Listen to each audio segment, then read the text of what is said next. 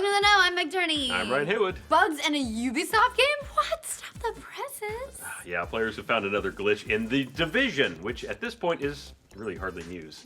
Only this time, Ubisoft is considering punishing any player who takes advantage of it. And now, players are getting a little pissed about that. Yeah, last week, the Division received a massive update in the form of its 1.1 patch, introducing new features like game-breaking bugs, not-so-game-breaking bugs, and the game's very first incursion, or raid, Falcon Lost. Yeah, players quickly discovered that using mobile cover or riot shields, they could hop through a wall and defeat the mission's ridiculously difficult final boss without ever taking any damage.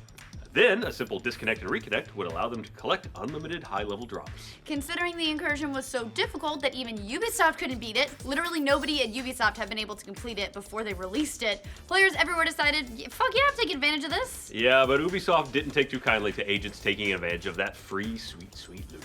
Speaking in a thread on the Ubisoft forums, community manager Nachai Sapper said, "We are working on fixing the exploit. Obviously, it is against our code of conduct, and the team is looking into what can be done in terms of punishment for those who have exploited." I mean, how dare you enjoy our broken game? Really? People do? This is what gamers do! He didn't outline what the punishment might be, but playing your game is punishment enough right now, Ubisoft. By the way, Ubisoft recently said it would start issuing 3-day bans for a first offense for cheaters, followed by a permanent ban for second offenders. With possibly one strike already against them, players have naturally been a bit divided. Yeah, math finally made it on the issue.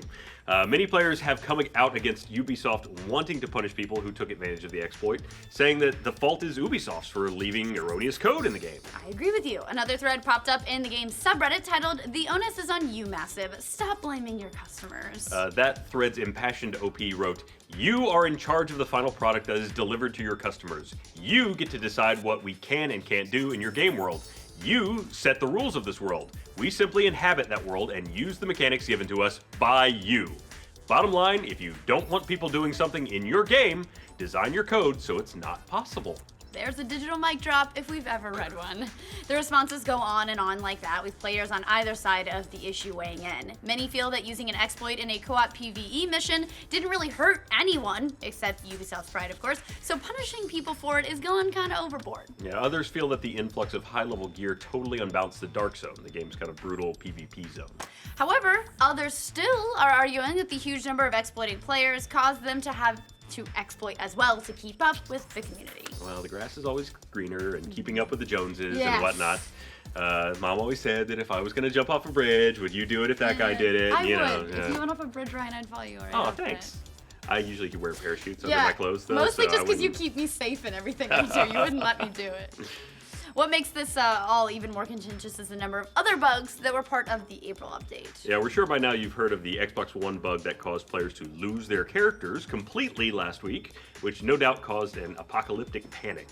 The daily challenge mode has also disappeared, with daily missions failing to update. That last glitch only appeared because Ubisoft was in such a rush to fix another glitch, which involved 4 times the amount of loot dropping in challenge mode. So in the rush to fix a problem that players didn't actually care about, they caused another problem that players do care about. Yeah, it's one thing to punish players for hacking, modding, or exploiting a game to deliberately cheat in an environment where it hurts the enjoyment of others.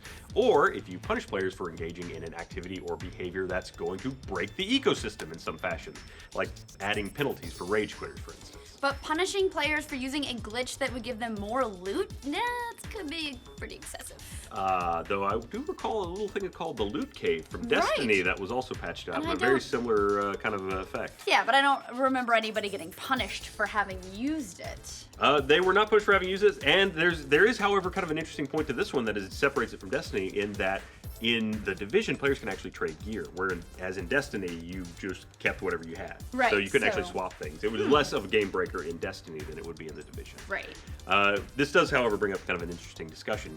Many gamers feel like anything part of the game's code is fair game. There are plenty of others who feel the opposite, though, and liken any exploit to an form of cheating, really. Yeah, for now, it seems like Ubisoft falls into the latter category, unfortunately, which means they think we're all dirty cheaters when you consider how many of us have probably had at least some fun with any of the game's numerous bugs. Yeah, in some ways, this highlights how supporting a massive multiplayer title like The Division is sometimes kind of a constant battle between developer and player. That many players doing the same thing at the same time are inevitably going to figure out a way to use the game in a way it wasn't intended. Sort of a monkey Shakespeare kind of situation. Indeed. Yeah. Again, Destiny's loot cave. As previously mentioned, yeah, the Destiny loot cave was kind of important. Bungie's constantly been in kind of a tug of war with players since the game came out, where Bungie designed loot to work in an entirely different way than many players wanted or expected. The online gaming world is filled with tons of encounters like these, but most of the time the developer patches the exploit out of the game quickly, and often they know how to have a good sense of humor about it. Yeah, one of the best instances of this would be the Taxman from Witcher 3, who hilariously showed up to audit players who had taken advantage of some of the game's infinite farming glitches. And even though Bungie has had their issues with their player base, they still know how to have fun with it all. When players figured out how to cheese Destiny's first raid by pushing the boss off of the map, Bungie offered an Easter egg reward in last year's Halloween update that paid tribute to that glitch. Also, the loot cave turned into a little area of skulls that will laugh at you. Yes.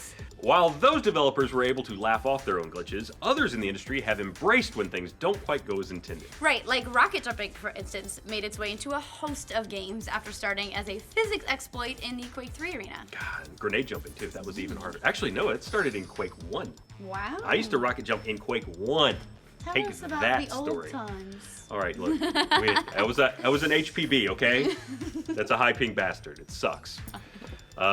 Yeah, you probably were an LPB. Low ping Excuse bastard. me. Yeah, I'll Obviously. I'll start a BBS right here, bitches. Oh, Red Dragon in forever. Obviously, exploiting glitches in the Division for extra loot doesn't fall into that last category, but it still highlights a difference in attitude between developers and players.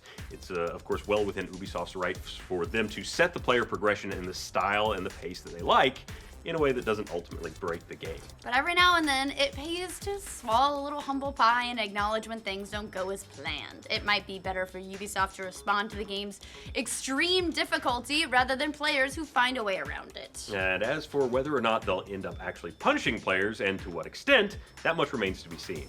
Given the glitch's widespread use, it's likely that a large percentage of the player base may have already taken part in it. However, the sizable fan reaction to Ubisoft's comments on the issue will probably make them walk those statements back eventually. No harm, no foul. But in the long term, if Ubisoft plans on shifting its production schedule to multiplayer titles the way it's been planning on doing, along with basically every other developer on the planet, because, well, money. Yeah. This is another one of those growing pains that they're going to have to learn to live with. In the hands of players, games often become something completely different than you intended. Just roll with the punches, bro. All right, so what do you guys think of the Division's exploits and Ubisoft's comments about wanting to punish any player who uses them? Do you think it's wrong to use an exploit for any reason, even if it doesn't hurt anybody else? Why do you hate fun? For future updates on developer/player divides, like this video and subscribe to the Know. That's like so ridiculous. Like any speed run would be like banned because people use exploits for those. I'd talk to you longer, but I have to go use an exploit real quick before it gets shut down or Yeah, before I get penalized. Run! Please punish him.